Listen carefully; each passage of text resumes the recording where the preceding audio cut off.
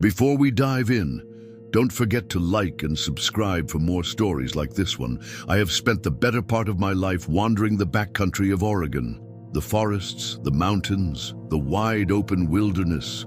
They have always felt more like home to me than any house ever did. I learned early on how to hunt, how to hike long stretches without losing my way, and how to make camp with nothing more than what I carried on my back. Over the years, I lost track of how many nights I spent out there alone. I never counted, but it has been enough that the woods feel like old friends. Because of that, I carry a deep respect for what lives in them and for what they can take from you if you are careless. Usually, when I am out under the trees, I feel calm and at ease. A few summers ago, I decided to share that peace with my family. My wife, our little girl, and our 2 German shepherds all piled into the truck for a long weekend north of Mount Jefferson. We had scouted out a spot earlier that spring, tucked away just far enough off an old logging road to be hidden from sight. It was not an official campground with signs and numbered sites, just a natural hollow where the trees curved into a horseshoe around a wide, flat clearing. There was already a small fire ring built from stones, and there was enough space that our 2 dogs could roam without bothering anyone who might pass by. That privacy was important because our shepherds, Guts and Leah, were big, protective animals. They looked intimidating to strangers, and if startled, they could raise quite a commotion. That first night, my daughter wanted to prove she was brave enough for her own space, so she set up a tiny 2-person tent right next to ours, maybe 2 feet away. She was still young but independent. To make sure she was safe, we let Guts, our male shepherd, sleep in her tent. He was the type of dog who would throw himself into the teeth of a bear if he thought it threatened his pack. Fearless, steady, and loyal to the bone. That was Guts.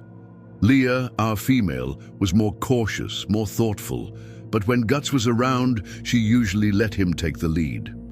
That night, my wife and I lay awake longer than we expected. The woods were not as quiet as they usually are. Every so often, we caught the sound of something heavy moving just outside the ring of trees.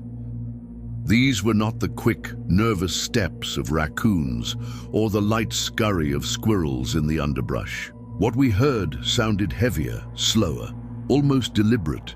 Each step crunched the ground as if whatever it was had real weight behind it.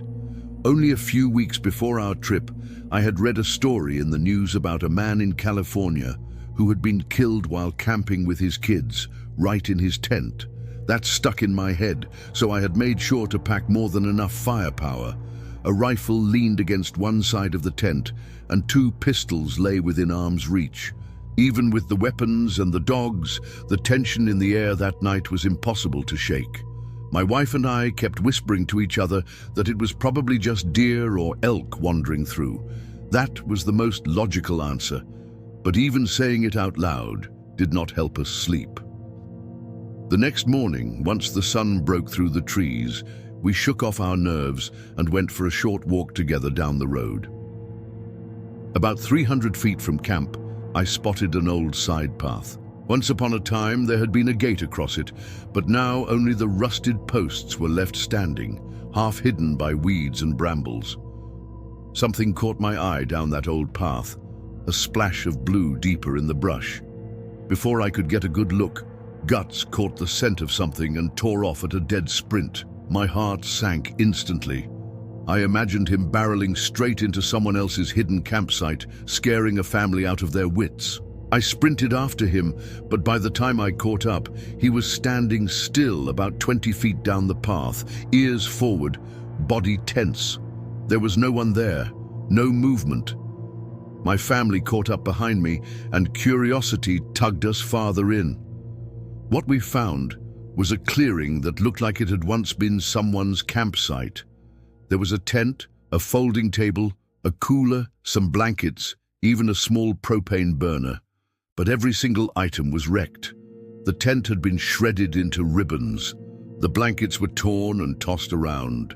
The cooler was crushed inward, like something with incredible force had stomped on it. Even the propane tank was bent and dented. If the damage had just been the work of animals, I might have believed it. Bears can be destructive, and so can smaller scavengers if they get into gear over time. But this looked different. It looked deliberate. There was something about the destruction that felt intentional, like hands, human or otherwise, had gone to work on it. Snow could not have done it either. We were under thick tree cover, and besides, there was no snowpack left that time of year. We lingered around that destroyed campsite for a long while, circling slowly, not saying much. My daughter kept close to my leg, and my wife stayed quiet, scanning the trees. Eventually, I told everyone we should head back. I tried to shrug it off, telling myself maybe someone had abandoned their gear and animals had found it later. Deep down, though, I did not buy that. That afternoon, while I tossed a bocce ball with my daughter near camp, my wife wandered off just a short distance to the north to find a little privacy. She was no more than 70 feet away, but the trees were thick enough that I could not see her. Without warning, Guts shot off like a bullet in her direction. He did not pause or look back. That alone made my stomach knot, and I took off running after him. A few seconds later, my wife appeared, jogging back toward me with a nervous look on her face. Guts blew past her and kept charging deeper into the woods until I called him back. Leah, who usually led the charge on walks, had not moved. She had stayed glued to my daughter's side, every hair on her back raised. I had never seen her act like that before. She refused to leave her post, no matter how much I called. When my wife caught her breath, she told me she had suddenly felt watched. That was the word she used. Watched. Right when that uneasy feeling hit her, she saw Guts tearing through the trees toward her like a missile. We searched the area for broken branches, footprints, anything to explain it. But the forest looked untouched, perfectly still. It was too late in the day to pack up and head home, so we decided we would stick it out for one more night. This time, we all slept together in the bigger tent. I set up a perimeter line with a makeshift alarm, an old mint tin filled with coins and keys, zip-tied to the rope so it would rattle if something brushed against it. When I tied it to one of the trees, I noticed another rope already there, older and almost camouflaged into the bark. It had rusted washers tied to it, strung at the same height as mine. Whoever had camped there before me had done exactly what I was doing, probably years ago. That discovery chilled me to the bone. I did not want my family panicking, so I told them to sit in the truck for a few minutes while I emptied a full magazine from my pistol into the dirt. My thinking was simple. If anything was out there, it would know we were not easy prey. That night, nothing stirred. The dogs stayed calm, no footsteps. The woods were quiet again. At sunrise, we packed up and left without looking back.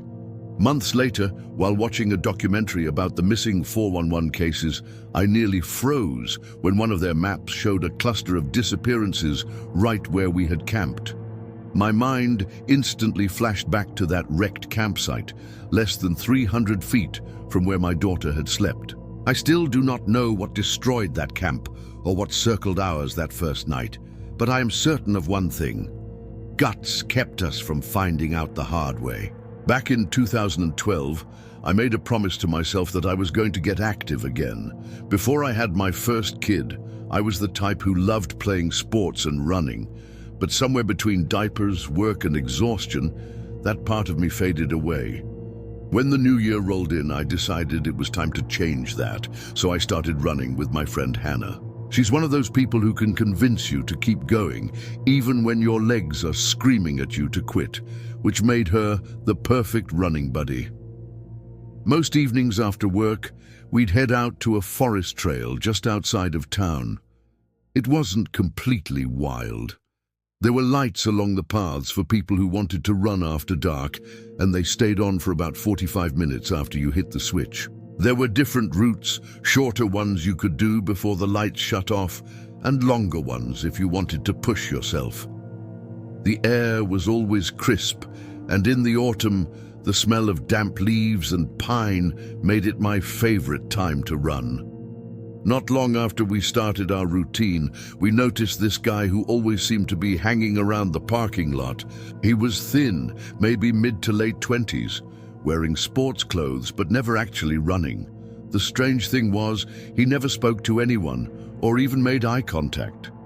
Hannah and I wondered if maybe he was living nearby in the woods, since he was always there, rain or shine. We got used to seeing him sitting by himself on a bench or leaning against the fence. We never approached him, though. There was just something about him that made both of us keep our distance. One evening, Hannah had to work late, but I decided to go for a run anyway. When I pulled into the lot, my car was the only one there. It was already getting cold, the kind of night where the air bites at your cheeks. So I stretched quickly, flipped on the trail lights, and started the 5-kilometer loop. I didn't see the man anywhere and figured maybe the weather had chased him off. I was wrong. I'd barely made it up the first steep hill when I heard it. This heavy, uneven breathing behind me. I turned my head, and there he was, sprinting toward me. He wasn't wearing running shoes, just regular sneakers, and the way he moved didn't look natural. His arms swung in this strange, stiff motion, angled upward in a way I've never seen before, almost mechanical, and for the first time, he looked me straight in the eyes. That was enough for my stomach to twist into knots. I can't even explain it properly. It was like his whole expression was built out of pure intent, and that intent was not good. I didn't wait around. I picked up my pace, heart pounding so hard I could hear it in my ears. His breathing grew louder, faster, like he was forcing himself to keep up. I thought of my little girl at home and felt something primal kick in. I ran harder than I ever had in my life. At one point, I yanked off my necklace and tossed it on the ground, thinking that if something happened to me, someone might find it. I tried yelling for help, but the sound came out thin and broken, like my lungs couldn't keep up with both the running and the screaming. The parking lot felt impossibly far away. I knew if I stumbled, if I couldn't get my car unlocked fast enough, it would be over. So instead of staying on the trail, I made a split-second decision and darted off into the woods. I ran a short distance in, then dropped to my stomach, my hands searching blindly for a rock or stick I could use if he caught up. My bright running jacket suddenly felt like a beacon in the dark. I heard his footsteps reach the point where I'd turned off, and then they slowed. He stopped. I stopped. I could almost feel him scanning the trees, listening. I held my breath until my chest burned. Then I heard him mutter something in a language I didn't recognize, and his footsteps moved away. I didn't trust it. If he was waiting for me by the parking lot, that would be the worst possible ending to this night. So I pushed deeper into the woods, planning to loop around toward the main road. Somewhere behind me, the trail lights shut off. For a moment, I felt safer in the dark, until they suddenly switched back on. That meant someone had triggered them again. Maybe another runner, or maybe him. I didn't stick around to figure it out. The ground was uneven, and I fell more than once, cutting my hands and knees, but I kept moving. Finally, I saw the glow of headlights from the main road through the trees. I pushed myself toward it until I broke out onto the roadside, covered in dirt and shaking. The first car that passed slowed down when they saw me waving. A man in his 40s with his 2 kids in the back seat rolled down the window, probably thinking I'd been in a crash. Between gasps and tears, I told him I needed to get home, not to the parking lot. When I finally walked through my front door, my husband insisted on going to get the car and calling the police. I told him there wasn't much to report, no actual attack, just a chase. But deep down, I knew this man had meant to hurt me. When my husband got back, his face said it all. The driver's side window had been smashed, my phone was gone, and the little photo of our daughter that hung from the mirror had been taken. Whatever that man wanted, it wasn't just a random scare. I still run sometimes, but never on that trail and never without someone beside me. It is funny how the mind works. Some memories stay buried so deep that you go years without thinking about them. Then all it takes is something small, a line in a book, a photo, even a sentence on the internet. And suddenly, the whole thing rushes back, sharp and alive, like it never left. That happened to me not long ago. I was scrolling through posts online, not looking for anything in particular, when a story someone shared pulled me straight back to my own childhood. It dragged me to a summer when I was about 12, maybe 13, back to an experience I have carried in silence most of my life.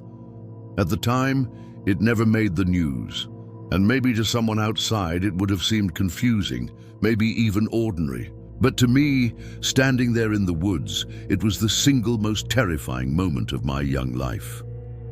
That summer, my parents signed me up, as they always did, for a mountain camp. It was tucked away high in the hills, with days filled with hikes, trail explorations, and swims in streams so cold they made your skin sting. Most kids looked forward to it. I tried to, but things were different for me. After a car accident a few years earlier, I had fallen a bit behind socially. I was shy, awkward, and slower to fit in with kids my age. That made me an easy target for teasing, and I usually ended up tagging along with younger kids or with the rare person who didn't mind my quieter ways. The camp divided everyone by age groups. The youngest wore blue, the middle-aged kids wore yellow, and the oldest teens were given green. By rights, I should have been in yellow, but for reasons I never understood, they placed me in green with kids who were 15, 16, sometimes even 17 years old. That age gap might not sound like much now, but at 12, it made me stick out like a sore thumb. Everyone could see I didn't belong, and the older kids made sure I knew it. They didn't let me forget for a second that I was the odd one out. On one of the final days of camp, our group hiked out to a remote spot in the forest for a picnic. The leaders spread blankets, we ate, and for once I felt almost normal, surrounded by food and sunshine. Then the counselors suggested we play a game of hide and seek. Most of the older kids groaned and rolled their eyes. Too cool for something they thought was childish. But me, I lit up. I loved games like that. For once, I had a chance to do something I was actually good at. When the counting started, I bolted. My legs carried me off the trail, past ferns that brushed against my arms, over a small stream that sparkled in the sunlight. I pushed farther and farther, determined to find a hiding spot nobody else would think to check. The sounds of camp, laughter, chatter, the muffled countdown faded until all I heard was the crunch of my own footsteps. That was when it happened. Out of nowhere, fingers tangled hard into my hair and yanked my head backward. Pain shot through my scalp, and before I could get my balance, the grip shifted down around my neck. A hand clamped tight, pulling me against a body much bigger and stronger than mine. I thrashed, legs kicking dirt, hands clawing at the arm that was crushing my throat, but nothing worked. His grip was iron. Then came the voice, low, rushed, close enough that I felt his breath against my ear. Words strung together in a stream of threats, promises to hurt me in ways I barely understood at that age, but enough to turn my stomach to ice. He dragged me further from the path, step by step, his fingers digging into my skin. I screamed until my throat was raw, but the sound seemed to vanish into the trees, swallowed whole by the forest. The harder I fought, the tighter he held, and the more furious his words became. Panic surged so strong that my mind stopped thinking. Instinct took over. In one wild movement, I twisted just enough and sank my teeth into the flesh of his hand. I bit down as hard as I possibly could. The taste of dirt and salt filled my mouth, and then he bellowed in pain, a shocked, angry noise. He cursed, called me crazy, and finally yanked his hand away. That was all I needed. I ripped free and bolted. My legs pounded the ground, carrying me over the stream again, chest heaving so hard it felt like my ribs might split. My lungs burned, but I didn't dare slow. Ahead, I caught sight of one of the few kids at camp who had ever been kind to me. I didn't stop to explain. I just kept running until the trees thinned and the group came back into view. The leaders were there, but I said nothing. My voice felt broken, my throat scraped raw from screaming, and deep down, a part of me believed it would not matter if I told them. Who would they blame? A younger kid who already didn't fit in, or one of the older teens? Or would they just laugh it off as a story I had made up? I never saw his face. To this day, I do not know if he was a stranger who had wandered into the woods or one of the older boys from our camp. That night I called my parents in tears and begged them to bring me home. They couldn't. They told me I had to finish out the week like everyone else, so I stayed. I slept in my bunk, staring at the cabin door, imagining over and over that if he was one of the older campers, he could walk in at any moment. He could lean over my bed while I slept and finish what he had started. That fear pressed down on me all night long, heavier than any blanket. I never found out who he was. I never wanted to, but I can still see the exact stretch of forest where it happened, the stream, the ferns, the quiet place where the camp sounds disappeared. Even now, all these years later, I know one thing for certain. I will never walk through those woods again. Back in 2008, I was about 10 years old, living with my family in a quiet little neighborhood in the Netherlands. We were in the city of Nijmegen, in an area called Wiesenhof. To most people it was nothing remarkable, just another suburban pocket. But to me, it was home. Our backyard opened up to a small pond with a path curling around it. If you followed that path for a couple of minutes, you would reach the edge of the woods, where a larger trail formed a perfect circle. That loop was a favorite of just about everyone around there. People jogged it in the mornings, dog owners strolled it in the evenings, and families used it on weekends when the sun was out. It was not a massive forest by any means. You could walk the whole thing in 20 or 30 minutes, but it was peaceful, like a pocket of wilderness tucked behind the rows of houses. My parents often took us there, usually with our dogs in tow. By the time this story happened, I could have walked that loop blindfolded. It was a Saturday afternoon when my sister, who was 14 at the time, said she was heading out to walk the dogs. She asked if I wanted to come along. I did not have any plans, so I agreed. We had 2 dogs then. Jip, the bigger one, a stubborn creature who always seemed to think he was leading the pack, and Evie, the smaller one, who moved at her own curious pace, stopping every few steps to sniff something new. That day I was holding Jip's leash, though holding is a generous word. It was more like Jip was dragging me along while I tried to keep up. My sister had Evie, which suited her better since Evie was calmer and slower. We set off into the woods, starting the loop like we had dozens of times before. The air was still, the kind of day where every sound seemed sharper.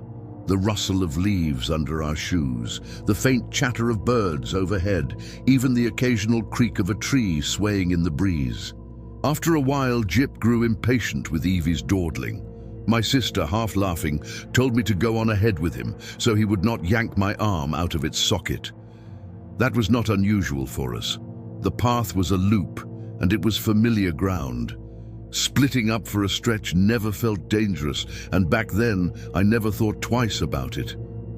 I let Jip pull me around a bend in the trail, moving quickly. After about a minute I turned around to check where my sister was. She was still behind me, standing with Evie by the base of a tree. I shrugged and kept going, sure she would catch up soon enough. Not long after I heard footsteps behind me, quick, purposeful. I figured it was my sister finally jogging to close the gap. When I glanced back, I saw her hurrying forward, her face pale, urging Evie along faster than usual. She reached me, leaned in slightly, and told me in a low voice to just keep walking. No explanation, no raised voice, just this sharp edge in her tone that made me instantly obey. The rest of that walk was strange. Neither of us spoke. The dogs, usually full of energy, seemed calmer too, almost as if they had picked up on the tension rolling off my sister.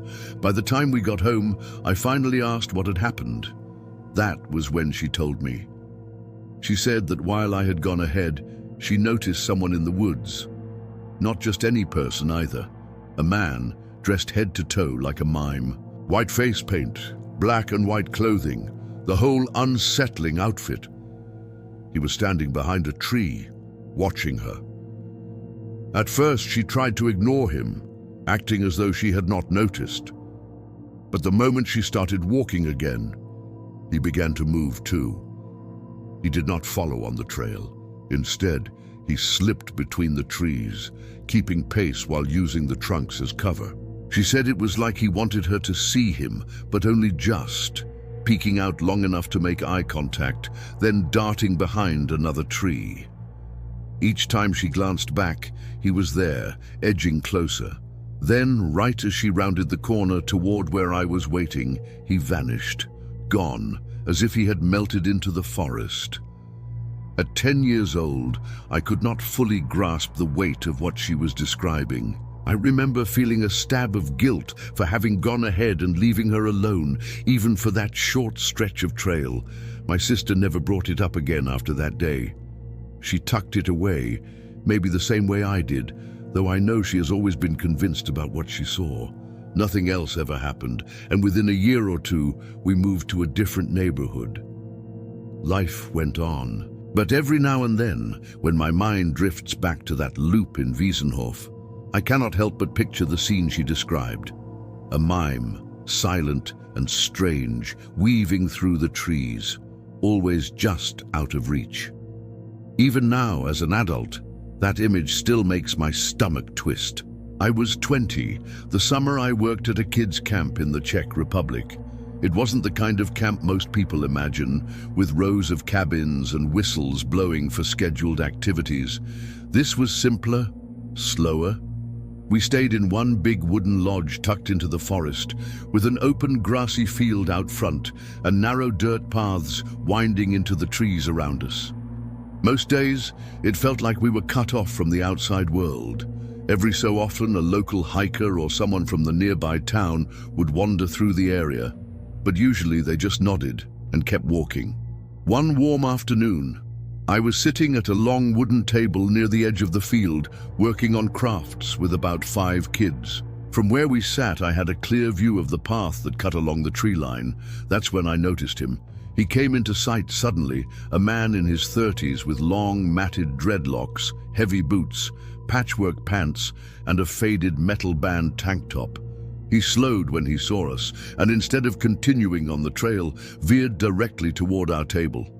In Czech, he asked me if I had any cigarettes. My heart jumped a little. I didn't smoke, and I didn't want to deal with him, so I pretended I didn't really understand. I answered in halting Czech, saying my language skills weren't very good, hoping he'd get the hint and move on. But instead of leaving, he immediately switched to English. That caught me off guard. In that rural part of the country, you could usually count on strangers not speaking English. He asked about my tattoos, told me he wanted to get one himself, circled back to cigarettes again.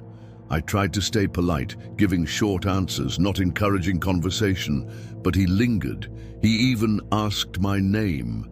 Eventually, he drifted back toward the trail and disappeared into the trees. The rest of the afternoon carried on as usual. The kids played, the leaders busied themselves with games and chores, and I let the encounter slide out of my mind. But by early evening, it came back. It was around 6 o'clock. Dinner was almost ready, and the kids were running around in the field, burning off energy. Some leaders were joining the games, others were standing near the lodge chatting. I was watching the kids chase each other in the grass when one of the other leaders caught my eye. Their expression was sharp, serious. They motioned for me to bring the kids inside immediately. I followed their gaze and froze. Just beyond the tree line, on opposite sides of the field, stood 2 men. Both were dressed a lot like the guy from earlier, patchwork clothes, boots, long hair. They weren't charging toward us or waving, but the way they were spread apart felt intentional, like they were positioning themselves. My stomach dropped. We hurried the kids inside the lodge, trying not to panic them, and locked the doors. That's when I heard it, my name being shouted from the woods. The 3 male leaders went back out to confront them, while I stayed inside with the kids. Through the walls, I caught fragments of the exchange. The men claimed they'd been deer hunting and thought one had passed through the field, But then one of them said he was a friend of mine. He shouted my name again, louder this time, insisting he wanted to show me his new tattoo. That's when I realized it was the same guy from earlier, only now he had brought friends. The leaders came back in, asking if I knew him. I quickly explained what had happened that afternoon, how he'd come up asking for cigarettes and wouldn't leave me alone. I made it clear I wanted nothing to do with him. So they went back out, told the group to leave. There was some back and forth, more shouts toward me, but eventually the men slipped back into the trees. They never returned, at least not that we saw. But for the rest of that camp session, I couldn't fully relax.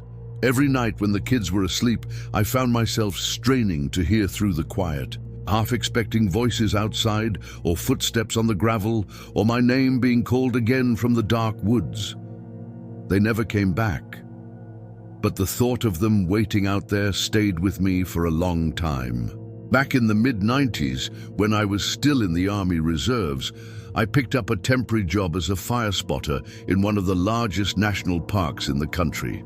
My office, if you could call it that, was a tall wooden tower that rose up over the treetops.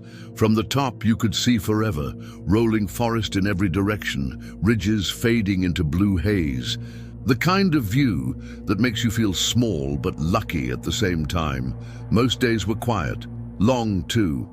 It was just me, a pair of binoculars, a crackly two-way radio, and the slow rhythm of the woods below. My duties were simple: watch for smoke, report any sign of illegal campfires, and note unusual wildlife activity. The only other human within shouting distance was another spotter, a guy named Ben, who worked a tower about 5 miles away. We talked through the radio every so often, though the static made it sound like he was broadcasting from another century. The shifts worked on a 1-week rotation, 7 days on, living in the tower, cooking my own meals in a tiny kitchen, and hiking down to the ranger station when I needed a real shower, then 7 days off, back home. It was a strange rhythm, but I got used to it. Still, it wasn't a job without danger. A few months before I arrived, another spotter had been mauled by a grizzly while making rounds. Because of that, each tower now had a government-issued rifle. I wasn't eager to use it, but having it nearby gave me some comfort. One afternoon, while hiking a loop around my tower, I stumbled across something I wasn't supposed to find, a heavy steel bear trap hidden beneath brush. It was nasty enough to snap a deer's leg clean through. I disarmed it, hauled it back toward my jeep, and planned to turn it over to the rangers. Poaching was a serious offense out there, but people still risked it for fur, antlers, or meat. Later that day, as the sun dropped low, I heard gunshots echoing through the valley. The sound bounced strangely in the hills. I scanned with binoculars, but couldn't spot anything. When I radioed Ben, he said he hadn't heard it, though he admitted he'd been finding traps himself. That set my nerves on edge. That night I had just finished dinner and was halfway through a letter home when I heard an engine rumbling in the distance. I figured maybe Ben had decided to swing by. He'd done it before. Drive out, bring a bottle, and share company for a few hours. It broke up the loneliness, but when I stepped outside, it wasn't Ben. A beat-up truck pulled up, and 4 men climbed out. Each one carried a rifle. One stayed behind by the truck. The others yanked more traps from the bed and began laying them along the tree line like they were setting up for a hunt. My stomach sank. I grabbed my lantern in one hand and the rifle in the other, thinking maybe I could reason with them. I was young, still believed in the power of words. I called out, told them they couldn't be here. Before I even finished, one of them shoved me so hard I nearly lost my footing. My lantern cracked against the ground, plunging us into a patchwork of shadows. Another man kicked the rifle from my hands. Then a boot drove into my stomach, knocking every ounce of air out of me. By the time I gasped back, 2 of them were already hauling me into the woods. We walked deeper and deeper, branches clawing at my clothes. Strangely, the forest was dead quiet. No crickets, no owls, nothing, just the sound of boots on dirt. They shoved me down to my knees. Somewhere behind me, I heard the metallic snap of a gun being chambered. In that moment, I thought of my family back in Virginia. My parents, my younger brother, the people who'd never know what had happened to me. I braced for it, the end. But before the trigger was pulled, the night split open with sirens. Headlights cut through the trees, and a ranger truck came barreling into view, with Ben's old pickup right behind it. Turns out Ben had heard an engine near my tower and tried to reach me on the radio. When I didn't answer, he came to check. He probably saved my life. The poachers were arrested and taken away. Ben drove me back to my tower. He didn't scold me for charging in with a lantern and no backup. He just shook his head and said quietly, "Could have ended bad."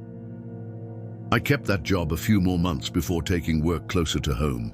Ben and I stayed in touch for a while. I even sent him a wedding invite and later a photo of my firstborn in '97. Years later, I got word he'd passed away, and I realized then how lucky I was to have had him watching my back that night. Thanks for watching. If you want more stories that keep you up at night, hit like, subscribe, and turn on notifications so you don't miss the next one.